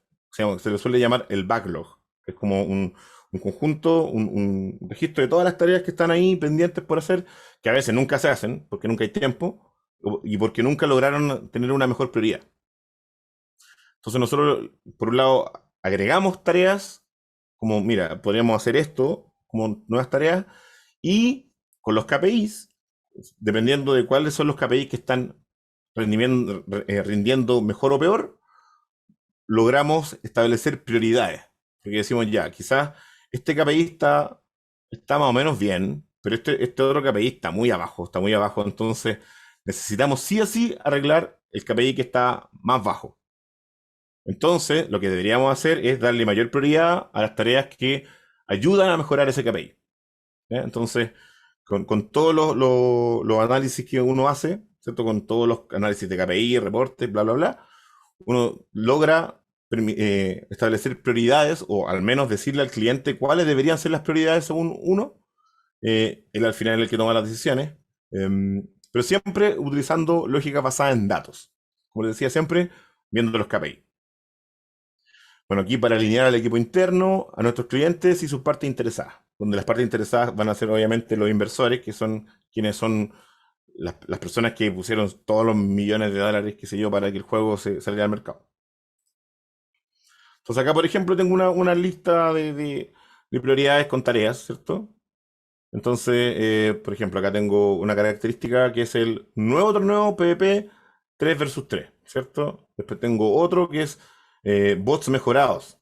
O sea, vamos a hacer que la inteligencia artificial del juego sea mejor. Otra característica es, no sé, nuevas características de personajes. Que los personajes, aparte de tener un aspecto físico, tengan diálogos o voces, no sé, invento cosas. O tengan una historia o tengan información adicional que a mucha gente le gusta eso. Siempre como el contenido, cuando uno ya está muy, muy metido en algo, uno le gusta recibir más detalles de ese algo, ¿cierto? Ofertas personalizadas adicionales, por ejemplo, no sé, si un juego de deporte y yo tengo la marca de los deportes, la marca oficial, yo puedo pedirle en algún momento a los jugadores que digan cuál es tu equipo favorito. Entonces, yo podría eventualmente generar ofertas que estén únicamente dirigidas a todos los que son fanáticos de, no sé, el Real Madrid, y a todos los que son fanáticos del Barcelona, qué sé yo. Entonces, ofertas personalizadas según segmentos. Yo puedo como segmentar o generar como subgrupos de gente en base a sus gustos, y en base a esos gustos yo genero ofertas dirigidas única y exclusivamente para ellos. Y bueno, misiones asincrónicas, que es como otro tipo de características que ya son para juegos de RPG de celulares. Bueno, cada una de estas tareas afecta en cada uno de estos KPI que están acá. En la duración de la sesión, de cuánto tiempo juegan, el compromiso con el juego, que es lo que llamé engagement anteriormente, que es qué tan comprometido y atraído me siento por jugar. Los bots mejorados, bueno, eso obviamente, como siempre, los tutoriales se juegan contra bots o contra la inteligencia artificial del juego. Si yo mejoro los bots, inmediatamente debería mejorar, por un lado, la retención, que es cuánto tiempo duran los jugadores, y el porcentaje de abandono del tutorial, ¿cierto? Como el tutorial es con bots, si yo mejoro los bots, debiese tener un mejor rendimiento del tutorial. Bueno, nuevas características de los personajes, aumentan el compromiso con el juego, bueno, etcétera, ¿cierto? Y acá tengo las prioridades, ¿cierto? Estas prioridades, 1, 2, 3. Entonces, como seguramente en este juego lo que me está pasando es que tengo muy mala retención y los jugadores están jugando muy poquito, muy poco tiempo, entonces yo le voy a dar mucha mejor prioridad a las características que mejoran los KPIs que mencioné, ¿cierto? Que serían las primeras dos. Y así este listado de prioridades se va a hacer en función de qué tan mal están rindiendo ciertos KPIs en el juego. Bueno, definiciones con diseño de juego, que el game design, para establecer la cadencia del contenido. ¿Ya? Entonces, por ejemplo, esto que vemos acá a la derecha es un calendario creo que es mensual. No, casi son 3 semanas. Son 3 semanas de un juego ya lo mencioné, que es el Genshin Impact. Esto fue de algún año, creo que el 2021. Y lo que pasó en agosto. Entonces en agosto se hizo todo lo que vemos acá. Y este es un calendario de cadencia de contenido. O sea, aquí me va diciendo en tal fecha, hasta tal fecha va a correr tal oferta. O va a salir tal banner que va a estar promocionando alguna cosa del juego. Entonces, uno con todos los KPI y con la historia para atrás del juego, uno va definiendo junto con el equipo de Game Design este calendario, que es vital. O sea, ese calendario en general se publica también para los jugadores cuando ya hay un conjunto enorme de jugadores. Se publica, me adelanté. Se publica y los jugadores están súper al tanto de eso. O sea, saben que en tal fecha va a salir tal cosa. Quizás no completamente, porque obviamente esta versión después se sube una versión gráfica mucho más bonita que entrega solamente como, por ejemplo, ya, en tal momento del año se va a liberar tal personaje. Y en tal momento se libera este otro personaje. Este juego que le mencioné al principio del principio, se llama Genshin Impact, que ese juego se lanzó en 2020, ha sido un furor, furor, furor, furor en el mercado. Es un juego, creo que hoy por hoy es como el juego que genera más plata en el mundo. Y de ahí vamos a ver más o menos esos números. Y con eso vamos a estar cerrando. Entonces, el calendario de Genshin Impact es súper importante para los jugadores, porque se van planificando así como, incluso van planificando su gasto de vida en función de eso. Hay gente que no sé, sobre todo los adolescentes que no tienen tanta plata para gastar, supongamos que tienen al mes $40 para gastar en algo. Entonces, saben que sin tal fecha va a salir algo muy importante, quizás se guardan los $40 para el mes siguiente y se gastan tanta plata porque ahí va a salir algo que me interesa mucho sacar.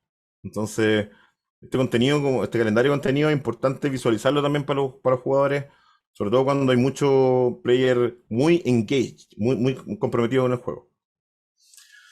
Ya, y como les adelanté, para ir cerrando ya, les tengo acá un ejemplo motivacional que volvemos al inicio de lo que era la industria clásica versus la operación en vivo. ¿Ya? Vamos a hacer la comparación del Final Fantasy XIII con el Genshin Impact que se lanzó en 2020. Bueno, entonces el LTV, que es el Loan to Value, que es básicamente la plata total que genera un juego, eso se puede ver por jugador y en total, para todo el juego. ¿Ya? Entonces, el loan to value final de Final Fantasy XIII, que es la plata total que logró recaudar en todo el tiempo que se lanzó, que este juego se lanzó en Japón en el 2009 y salió en PlayStation 3 y en Xbox 360. Primero, en el primer mes, que era la primera montaña que vimos en el gráfico, generó $180 millones, que harto dinero, ¿cierto? Mucho plata. Son 3 millones de copias vendidas, vendiéndose a $60. Después, el resto del año, logró vender casi lo mismo, un poquito más, 3,5 millones, pero en el fondo fue vendiendo como el 10% de lo que vendió el primer mes, más o menos. Si uno lo prorratea como mensualmente, como que vendió $300.000 cada mes, algo así. Entonces, finalmente, en un año después del lanzamiento, logró generar 210 millones, que es un poco más de lo que ganó el primer mes. Y después, desde su lanzamiento hasta el 2007, que cuando ya no se vendió nunca nada más, logró vender 105 millones más. Entonces, en total, este juego estuvo vendiendo copias desde el 2009 hasta el 2017, pero ya el 2017 como estirando así el chicle hasta no más dar. Y con precio ya con oferta y todo. En general los juegos salen a un precio súper elevado y después le bajan el precio a la mitad, van tirando ofertas. Entonces en general después tiene un precio post-venta o post-lanzamiento que es muy inferior al precio original. Entonces finalmente este juego recaudó 500 millones de dólares entre las tres consolas, o sea, bueno, PlayStation 3, Xbox 360 y computador, porque también se lanzó después en computador, durante 8 años. Y esto sin hacer operación en vivo, o sea, con la industria clásica. Y uno dice, sí, 500 millones de dólares en un juego. Pero acá uno dice, ajá, ajá, pero te puedo dar mucho más, amigo. Entonces aquí viene lo que pasa con Genshin Impact. Bueno, el ingreso diario, aquí ya vamos a empezar así a caernos de espalda, porque el ingreso diario en el día de lanzamiento de los nuevos personajes entre diciembre, esto le falta una actualización de fecha, porque igual tendría que actualizar todos los números, pero esto está actualizado a marzo del 2021. Entonces, The Genshin Impact solamente en celulares, ojo, este juego está para celulares, está para consola de PlayStation, para Xbox, está para PC, está como casi para todo. Salvo para Nintendo Switch, creo. Bueno, este juego se estima que genera diariamente 6 millones de dólares solo en celulares, Android y iOS. Y en consolas y computador genera otros entre 5 y 6 millones. O sea que diario genera 12 millones de dólares. Diario. Entonces, este juego tiene más de 63 millones de jugadores en todo el mundo. Y hoy deben ir en 70. Fácil. Entre jugadores de PlayStation 4, PlayStation 5, computador y celulares. Y eso fue de los últimos 30 días. O sea, en el último mes se habían logueado, de cuando están estos números actualizados, 63 millones de jugadores. Y este gráfica que vemos acá es la plata que generó cada uno de estos jugadores, de estos personajes cuando se lanzó. Como les decía, en general en Genshin Impact se van lanzando personajes con un calendario, ¿cierto? Entonces acá vemos este personaje, Zhongli, o Zhongli, no sé cómo se llama porque son chinos, se lanzó el 1 de diciembre del 2020, el 23 de diciembre del 2020, el 13 de enero, el 3 de febrero y así. Es como casi mensual, pero un poquito más acotado. Entonces, si se fijan, en los días de lanzamiento, el ingreso, nuevamente, estos son solo celulares, cuando no es día de lanzamiento son 6 millones, pero cuando se lanza un personaje, aquí tengo 16 millones casi, 9 millones, 15 millones, 15 millones, 13 millones, o sea, como que se duplica. Se duplica la cantidad de plata que genera el juego cuando se lanza un personaje. Entonces, el ingreso mensual, con los 6 millones diarios entre celular y consola, es 345 millones, que, bueno, 30 días bueno, sí, aquí la forma que hizo el cálculo, o sea que el Genshin Impact, en los 2 años que llevaba en este momento, ha hecho 8.300 millones de dólares. Y sigue en ascenso, esto sigue aumentando, sigue generando más plata. Probablemente si actualizo acá estos números me voy a caer de espalda y van a ser 10.000 o 15.000 millones, no sé. Pero este juego es el juego más lucrativo hoy en el mundo. Entonces, acá volvemos al dibujo original. El Final Fantasy XIII, en sus 8 años de existencia, como de generar ingresos a la compañía Squaresoft, o sea, Square Enix en este momento ya, 500 millones de dólares, versus, este presente está mal, esto debiese ser acá 2021 o 2022, no, esto es 2022. En 2 años, 8.300 millones. O sea, casi 10 veces, más de 10 veces, como 15 veces o más lo que ganó el Final Fantasy XIII en 2 años. Entonces ahí claramente estamos viendo un ejemplo ultra, hiper, mega exitoso de operación en vivo de un juego en donde sí, este juego es triple A en el sentido de que es calidad suprema. La inversión para Genshin Impact también fue súper grande. El equipo detrás de Genshin Impact también es enorme. Es una compañía china que, o sea, perdón, sí, este juego Sí, vamos a verificar inmediatamente porque no quiero errar. Pero estoy 100%, 90% seguro que este juego es chino. Sí, pues, la compañía es MiHoYo. MiHoYo. Me da risa el nombre de la. Genshin Impact es de la empresa china que se llama MiHoYo. Nombre raro. Bueno, entonces esta empresa china en 2 años se ha echado al bolsillo más de 8.000 millones de dólares gracias a Genshin Impact. Así que la operación de envío claramente maximiza las ganancias de los juegos, como pueden ver acá. Así que eso les tenía preparado para hoy. Así que doy el espacio para que hagan sus preguntas, comentarios, observaciones, quejas, lo que sea que quieran comentar. Es el momento. Y bueno, también si tienen alguna cosa, algo les queda en el tintero y se lo olvida ahora, me pueden enviar un correo ahí, cesar.vigogu, mi correo, y les puedo responder cuando tenga tiempo. Están llamando de consejería, perdón. Tenemos una manito levantada de Luis.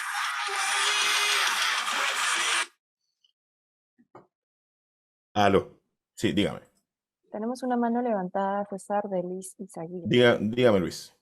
Ya, sí. Quería preguntarle si, por ejemplo, conforme, por ejemplo, hay un juego como, por ejemplo, Genshin Impact, que ya ha tenido como que su tiempo, ¿se han creado como, o sea, la empresa o el equipo PMA ha creado como que plantillas, por así decirlo, para, por ejemplo, ver eh, qué indicativos o claro, qué analíticas se debería de crear? O sea, lo que me refiero es si en este proceso de la creación de videojuegos hay como que plantillas, por así decirlo, para ver ese tema de los gastos, las ganancias y también para la mejora de los juegos, por así decirlo. Mira, más que una plantilla, existe como un mínimo de información necesaria para poder revisar la salud de un videojuego. Eh, y eso yo creo que lo vamos a ver mañana en más detalle porque hay una cierta cantidad de KPIs base que yo necesito conocer de un juego, siempre, para poder medir cómo está rindiendo en ciertos factores. Entonces, podríamos decir que si es que existe una plantilla, es la plantilla que me permita a mí revisar o medir cada uno de esos KPI. Es como el mínimo necesario para poder revisar como la salud base de un juego. Es lo que me van a pedir como inicio. Ahora, obviamente, no siempre la primera versión del juego voy a tener todo eso habilitado. Es comprensible a veces que por los tiempos y qué sé yo, a veces hay cosas que no se logran implementar y se entiende que quedan por una versión siguiente, pero siempre uno tiene que por lo menos saber medir la retención, que es cuánto tiempo duran jugando, cuánto tiempo juegan, eh, cuánto gastan en el juego, en qué lo gastan y ese tipo de cosas. em, cuánto Bueno, ahí lo vamos a comentar mañana porque ahí hay un listado de cosas que la vamos a comentar y de ahí van a salir obviamente dudas y más cositas. Pero mañana lo vamos a ver eso con más detalle.